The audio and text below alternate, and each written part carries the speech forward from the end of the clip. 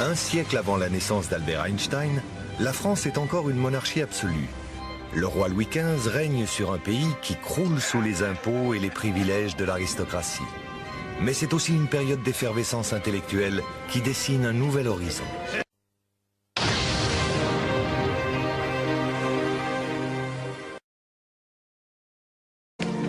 Laissez-moi vous montrer quelque chose. Professionnellement, Lavoisier est d'abord fermier général, c'est-à-dire banquier de l'État et collecteur d'impôts. Il est membre de l'Académie des sciences, 2 fois par semaine l'après-midi. Et il est surtout chimiste.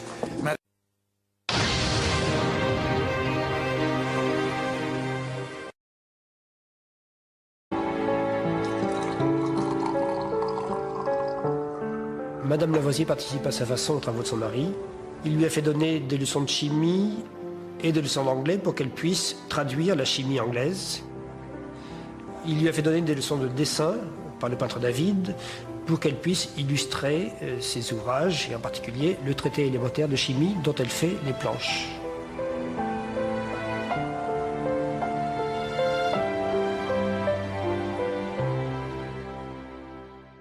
Antoine ?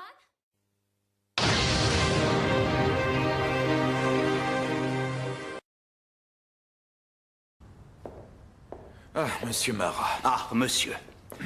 J'ai inventé un système qui projette une image de la substance du feu sur un panneau.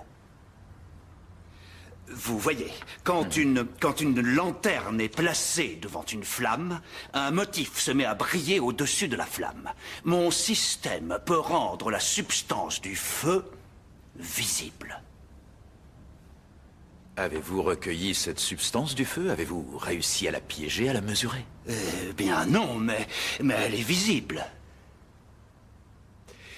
Je suis désolé, mais là, vous manquez de mesures exactes, de précision, d'observation aboutie. Et sans raisonnement rigoureux, ce ne sont que des conjectures, ce qui est loin de la science. Je ne suis pas un fervent de conjectures, monsieur. Ah non. Non.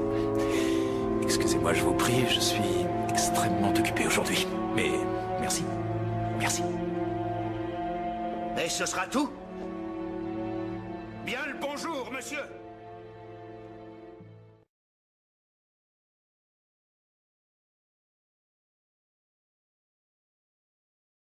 Monsieur, par ici. Et le samedi, qu'il appelle son jour de bonheur, c'est le jour où il reçoit ses collègues scientifiques pour partager les expériences.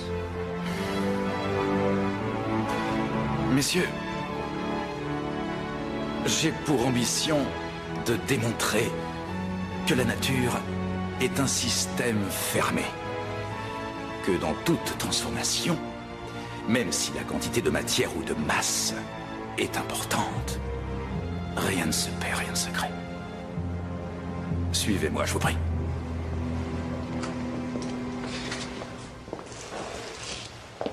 Au préalable, je chauffe une quantité d'eau précise, jusqu'à évaporation.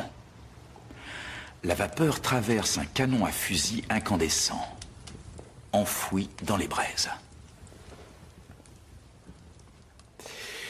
À l'autre bout, nous refroidissons la vapeur et premier constat, nous récoltons moins d'eau que nous en avions au départ.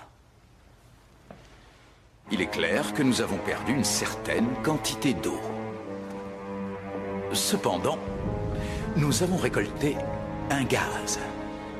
Et le poids de notre canon à fusil a augmenté. Or, quand nous combinons ces deux augmentations, le nouveau poids du canon à fusil et du gaz que nous avons récolté, le résultat est exactement égal au poids de l'eau que nous avons perdue. Ah, mais est-ce de l'air atmosphérique, monsieur Lavoisier? Non. Non, parce que je le mesure avec soin jusqu'au dernier grain. Je constate qu'il est plus léger que l'air qui nous entoure. Et de plus, il est inflammable. Voilà. Lavoisier vient de décomposer l'eau. Il a obtenu d'un côté l'oxygène, qu'il appelle air vital et qui est capté par le fer du canon à fusil, et de l'autre l'hydrogène, qu'il appelle air inflammable et qu'il a recueilli dans un gazomètre.